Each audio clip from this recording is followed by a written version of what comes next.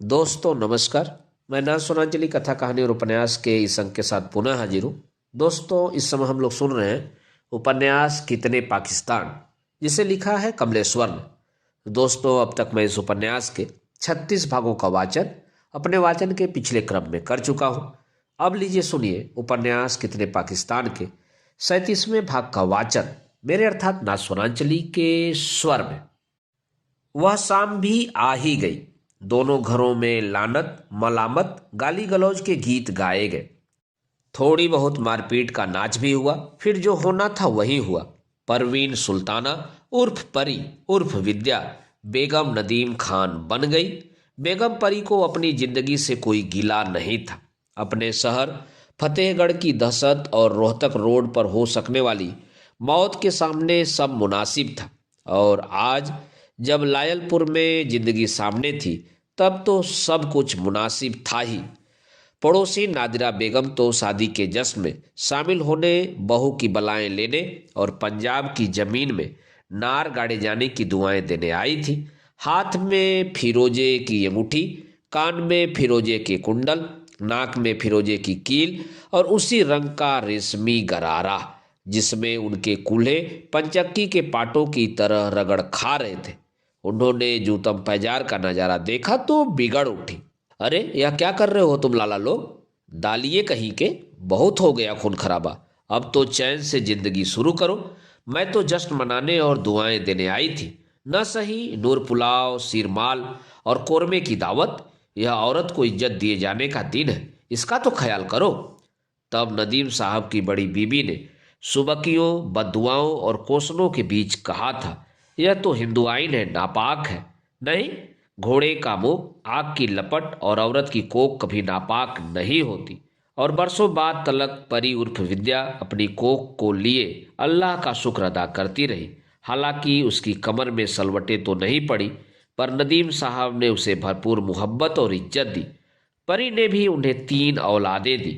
फिर उन्हें फालजिल मार गया और सरकार ने इतनी मेहरबानी की कि उनके बड़े बेटे परवेज को उसी फॉरेन ऑफिस में उनकी जगह दे दी। परी का ज्यादातर वक्त तब उनकी खिदमत और देखभाल में बीतने लगा। वह सुबह उनका मुंह हाथ धुलाती, चाय और बिस्कुट देती, दोपहर को मक्के का दलिया या खिचड़ी खिलाती, घर में आए रिसालों से उन्हें सिरो शायरी और अफसाने सुनाती, रात को गोश्त का शोरबा पिलाकर सुला देती। इन्हीं किसी एक रिसाले में परी ने अदीब की एक कहानी का तजुर्मा पढ़ा था। तब उसका माथा ठनका था, कहीं यह वही तो नहीं जिसे उसने बहुत पहले कानपुर स्टेशन पर छोड़ा था। उसी शाम परवेज ने आकर खबर दी थी, अम्मी मेरी पोस्टिंग भारत में हो गई है, अपनी एम्बेसी में। अगले महीने मुझे दिल्ली जाना होगा। दिल्ली? खाट पर पड़े नदीम मियाँ की आंखों में चमक सी आ गई थी और वे लड़खड़ाती आवाज में बोले थे, दिल्ली? वही तो अपने घर हैं, कूचा सादुल्ला खां में, नहर वाली हवेली। और जब कभी मौका लगे तो एक जगह और देखते आना। कौन सी जगह मी? कानपुर स्टेशन। कानपुर स्टेशन? परवेज ने ताजुब से कहा, यह कौन सी बात हुई अम्मा? बात तो कोई नहीं, भारत की एक कहानी का तजुर्मा पढ़ा था, उसमें कानपुर स्टेशन का खासा जिक्र आया था, तो लगा कुछ खास होगा वहां। मैंने तो वैसे ही कह दिया, नहीं तो अपने लाहौर से बेहतर तो कोई शहर नहीं। ठीक है माँ, हम कूचा सादुल्ला खां भी जाएंगे और कानपुर स्टेशन भी देख आएंगे।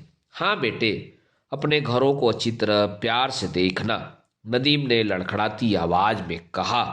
और सुनो, वहीं अजमेरी गेट के कूचा चेलान में एक हकीम जी हुआ करते थे, हकीम अशरफ अली खैराती साहब। फालिज की अक्सीर रामबाड़ पुड़िया उनके पास होती थी। वक्त मिले तो उनके दवाखाने से हमारे लिए दवा भिजवा देना, शायद वतन की पुड़िया से मेरा अधरंग ठीक हो जाए। नदीम की जीभ बुरी तरह लड़खड़ा रही थी। वही सामने मस्जिद है, वहां के दिए में मेरी तरफ से 11 पैसे का तेल डलवा देना। छुट्टियों में आना तो कुतुब नर्सरी से बेर के पौधे की एक पौधे लेते आना, यहाँ बेर होता ही नहीं। अब्बा, आप हमें लिस्ट बनवा देना, क्या क्या देखना है, किससे किससे मिलना है, क्या क्या लाना है, मैं सब ले आऊंगा। बस ताजमहल और औलिया मुइनुद्दीन चिश्ती की दरगाह लाने को मत कहना, वह मैं उठा के नहीं ला पाऊंगा। यह सुन के परी के याकुती ओठों पर मुस्कुराहट आ गई। नदीम उदास हो गए तो परी ने उनके माथे पर हाथ फेरते हुए कहा, मेरी तरह अब अपनी यादों को यहीं रोपिए। उधर देखिए, खिड़की के बाहर कितना खूबसूरत है वह खजूर के पेड़ों का झुंड। जिन दिनों खजूर फलते हैं तो कितनी मधुमक्खियां गाती गुनगुनाती आती हैं। नदीम ने परी को देखा, फिर धीरे से बोले, बेगम, शहद के छत्ते तो सिकरी के बुलंद दरवाजे में लगते हैं, कभी जाओ तो देखना। इन दिनों तो वहां जमुना और बेतवा के कछार में टेसू फूल रहे होंगे, ढाक के जंगल दहक रहे होंगे। परी ने उनकी उदास आंखों को देखा। बेगम, यादों को रोपने में सदियां लगती हैं। नदीम की जुबान बेतरह लड़खड़ा रही थी, और जो याद आए वही अपना होता है। बेगम, मेरे आधे जिस्म की यादें खो गई हैं, इसलिए यह सुन्न पड़ गया है। परी ने अपनी मरमरी गुदाज बाहों में उन्हें लपेट लिया और सुन्न पड़े जिस्म को जगह जगह चूमते हुए कहा, मेरे सरताज, मैं आपको ठीक कर लूंगी। अल्लाह फिर हमें अच्छी अच्छी यादें बख्शेगा। कुर्तुल एन हैदर का आग की दरिया तब उसे सामने बहता नजर आया था। तभी पड़ोस की बस्ती से तेज मातमी आवाजें आने लगी। परी और नदीम ने एक दूसरे को सवालिया निगाहों से देखा। यह मातम, वह तेजी से उठी और खिड़की पर आकर खड़ी हो गई। खजूर के पेड़ों के पार से रोने बिलखने की आवाजें और तेज तेज आने लगी। उसका दिल किसी गंभीर आशंका से धड़का। न जाने किस घर पर कौन सी बिजली टूट पड़ी है। उसने आसमान की तरफ देखा। अबाबिलों का झुंड उड़ता हुआ उसके सामने से गुजर गया। गली से गुजरते एक आदमी ने खबर दी, बीबी, जंग छिड़ गई है। सरहद से अब्दुल गनी के बेटे के मरने की खबर आई है। परी का दिल बैठ सा गया। पीछे से नदीम की लड़खड़ाती आवाज आई, क्या बात है बेगम, क्या फिर कोई पाकिस्तान बन रहा है? परी ने सामने देखा। आसमान में अबाबीलें तो नहीं, पर लाखों तितलियां उड़ती चली आ रही थी। कुछ ही पलों में नजारा स्पष्ट हो गया। वे जिंदा तितलियां नहीं, तेज बारूदी हवा पर उड़कर आए तितलियों के पंख थे। वे खजूर के पेड़ों पर सुस्ताने बैठ गए। जिन्हें जगह नहीं मिली वे तैरते तैरते पथरीली जमीन पर ही लेट गए। परी ने उन टूटे पंखों को देखा, फिर खजूर के पेड़ों को, फिर टूटे पंख की तरह लाचार पड़े नदीम को, और जैसे उसने खुद से ही खामोश सवाल किया, क्या पता मधुमक्खियां इस बार आएंगी या नहीं। बारूदी मौसम में वे शायद आना पसंद न करें। खामोशी ने जवाब दिया, मालूम करो बेगम, यह जंग क्यों शुरू हुई है। बिस्तर पर पड़े नदीम ने भारी आवाज में कहा। अब्बा, आप परेशान मत होइए, परवेज ने आकर कहा तो नदीम को ताजुब हुआ। तुम तो हिंदुस्तान जा रहे थे, क्या हुआ? जंग की वजह से उड़ाने बंद है। मैं अभी अभी एयरपोर्ट से लौट कर आया हूं। लेकिन यह जंग, बंगाली अपना पाकिस्तान चाहते हैं, तो इसमें हिंदुस्तान क्या कर रहा है? वह बंगालियों को उनका पाकिस्तान बनाने में मदद दे रहा है। तो अब कितने पाकिस्तान बनेंगे भाई? खुद पाकिस्तान में से कितने पाकिस्तान पैदा होंगे? पंजाब के सराय की अपनी सूबा मांग रहे हैं। पुराने सिंधी अपना सिंधु देश बनाना चाहते हैं। जैसे यहाँ लोगों ने पंजाबी उर्दू की लड़ाई छेड़ दी है, वैसे ही वहाँ सिंधी उर्दू की लड़ाई चल रही है। और पख्तून अपना पख्तूनिस्तान चाहते हैं। अताउल्ला मेंगल आज़ाद बलूचिस्तान मांग रहा है, और अपने मुहाजिर भाई सिंध कराची में अपना एक और पाकिस्तान बनाना चाहते हैं। सुना है कि वहाँ हिंदुस्तान में हिंदू भी हिंदुस्तानियों से अपना हिंदुत्ववादी पाकिस्तान मांग रहे हैं। लंका में तमिल अपनी लंका अलग करना चाहते हैं। पूरी दुनिया में यही हो रहा है अब्बा जान। इसराइल की सीमा पर फिलिस्तीनी मारे जा रहे हैं। रवांडा में कत्लेआम चल रहा है। हुतू कबीलों ने 5 लाख तुस्सियों को मार डाला है। हद तो यह है कि सिंधी लोग अपने कायदे आजम जिन्ना साहब को भी मुहाजिर मानते हैं। उन्होंने कायदे आजम की तस्वीरों तक की बेकिदरी की है। सरहद पर मारकाट चल रही है। छम्ब जोरियां, खेमकरण की पहाड़ियां और मैदान खून से नहा रहे हैं। अभी परवेज यह कह ही रहा था कि चारों ओर पटाखे छूटने लगे। कराची के आसपास बांग्लादेशियों की बस्ती में चोरी छिपे जश्न मनाया जाने लगा। बांग्लादेश बन गया था। और कायदे आजम की मजार की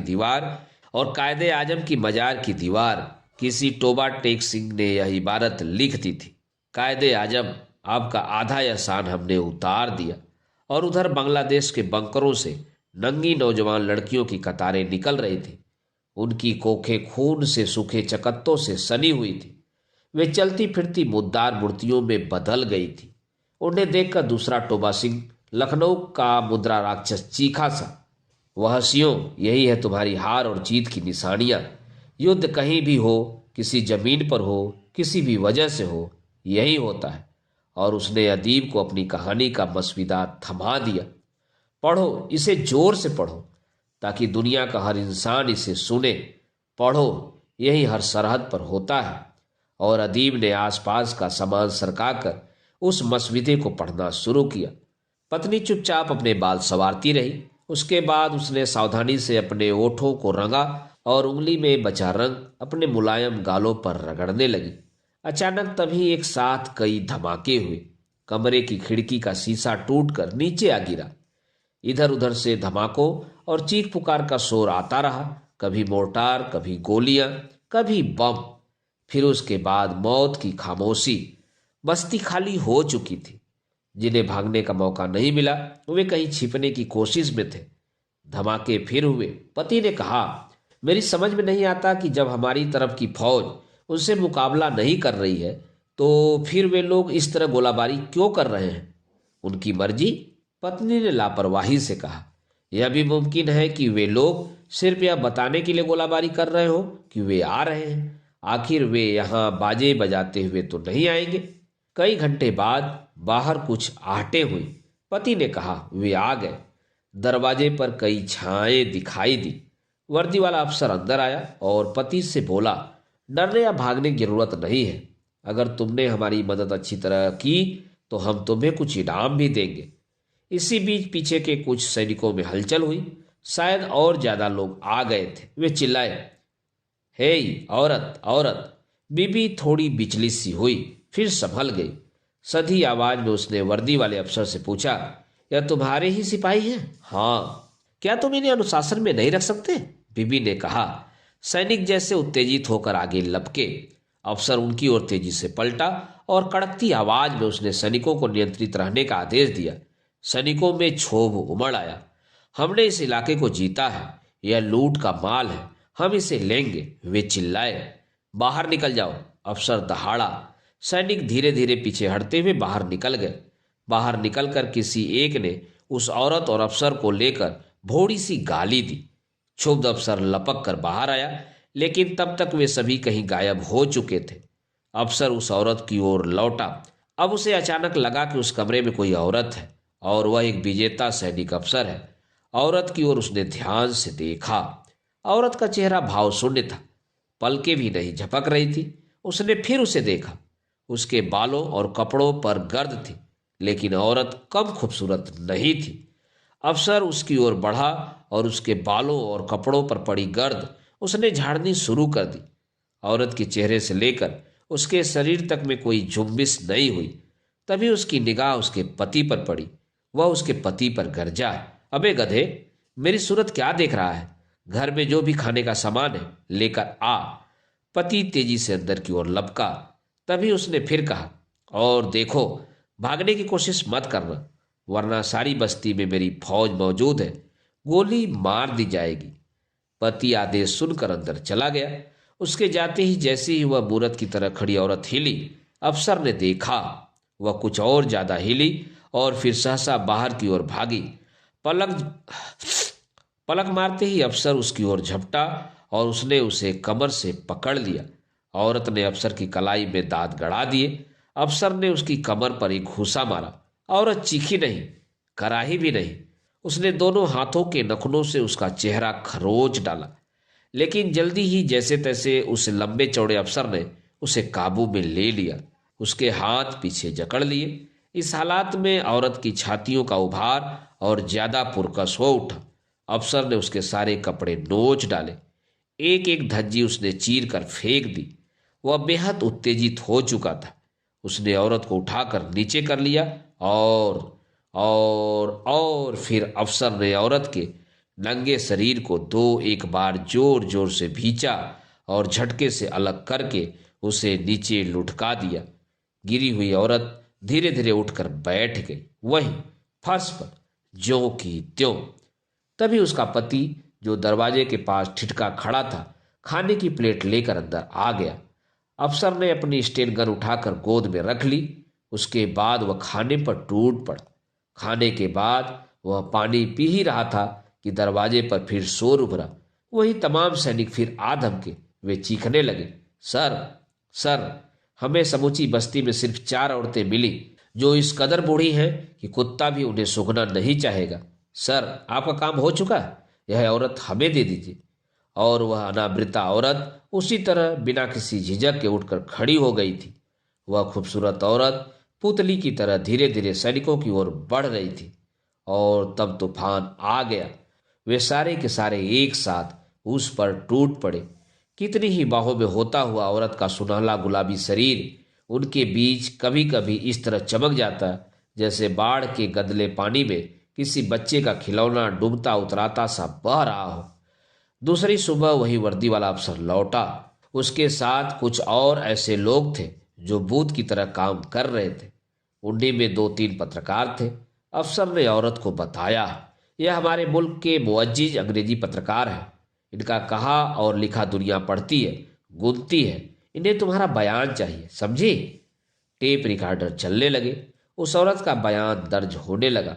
हम तो कभी सोच भी नहीं सकते थे कि दुश्मन मुल्क के सिपाही हमारे साथ इतना अच्छा सलूक करेंगे। हम इनका आभार मानते हैं। टेप रिकॉर्डर चले गए, अंग्रेजी पत्रकार भी चले गए और वह अफसर भी शुक्रिया कहकर चला गया। रात अंधेरी थी, साए साए कर रही थी। तभी एकाएक फिर धमाके शुरू हुए। बम गिरने लगे, गोले फटने लगे। मशीन गन फायर फिर दीवारों खिड़कियों से टकराने लगी। फिर एकाएक ऐसा पुरजोर धमाका हुआ कि मकान की चूल्हे हिल गई। पति ने घबराते हुए भी राहत की सांस ली और कहा, लगता है हमारी फौजें आ गई हैं। अब हम मुक्त हो जाएंगे। किससे? दुश्मनों और दुर्भाग्य से। एकाएक पास ही मशीन गनों की गोलियां चलने लगी, साथ ही गोले भी फटने लगे। उसी मौत और दहशत के बीच उसके पति ने खिड़की से देखकर वर्दियों को पहचाना। उसी के मुल्क के फौजी थे। वे फतह हासिल करते हुए दुश्मन का सफाया करते एक एक मकान में घुस घुस कर जाबाजी से उसे खदेड़ रहे थे और अपने मुल्क की बस्ती को आजाद करा रहे थे। एकाएक उन्हें यह भी घर मिल गया, एक औरत वाला घर। मुल्की अफसर ने अपने सिपाहियों को अनुशासन में रखते हुए बाहर जाने का हुक्म दिया और उस औरत के साथ वही सब कुछ किया। और उसके बाद उसके फौजियों ने भी उसके साथ वही कुछ किया जो दुश्मन फौज का पराजित अफसर और उसके सिपाही उसके साथ करके भाग गए थे। फिर उसके मुल्क के कई अंग्रेजी पत्रकार आए। औरत मादर जाद नंगी खड़ी थी। अपने मुल्की फौजियों की सहबत और वहशी हमलों को सहने के बाद टेप रिकॉर्डर चलने लगे और उसका बयान दर्ज होने लगा था। मैं अपने मुल्क की फौज का इस्तकबाल करती हूँ। इन्होंने बड़ी दिलेरी से हमारी रक्षा की है, हमारी इज्जत की हिफाजत की है। इनका सलूक, इंसान परस्ती और इखलाक काबिले तारीफ है। बयान दर्ज करके पत्रकार और फौजी अफसर चले गए, पर वह रौदी हुई नंगी औरत बार बार सोच रही थी, आखिर हमलावर था कौन। दोस्तों, अभी आप सुन रहे थे उपन्यास कितने पाकिस्तान के 37वें भाग का वाचन मेरे अर्थात ना सुनांचली के स्वर में। दोस्तों, इस उपन्यास के आगे के भागों का वाचन आप मेरे अगले वाचन क्रम में सुन सकते हैं। तो जुड़े रहिए कथा कहानी और उपन्यास के साथ और सुनते रहिए। धन्यवाद। नमस्कार।